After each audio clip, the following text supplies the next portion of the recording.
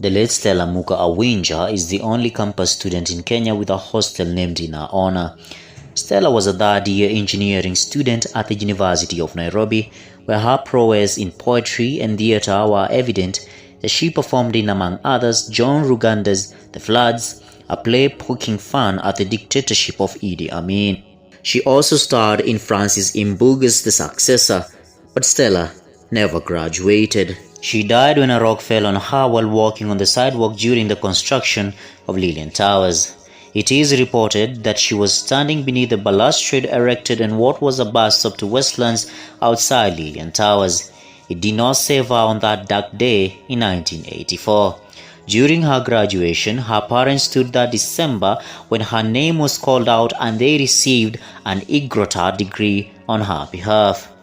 An IGROTAT is awarded to a student who does not finish studies but whom the faculty believes would have passed nevertheless. Stella was a brilliant scholar.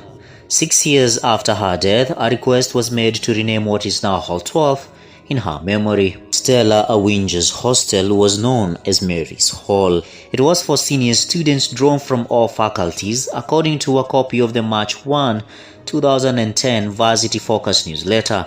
Mary's Hall was being put up for sale, Parliament was told, because it had been running at a deficit according to the Hansard of March 18, 1973. But unable to withstand the tug of war, the city fathers decided to float a public tender through which the University of Nairobi bought it in 1977.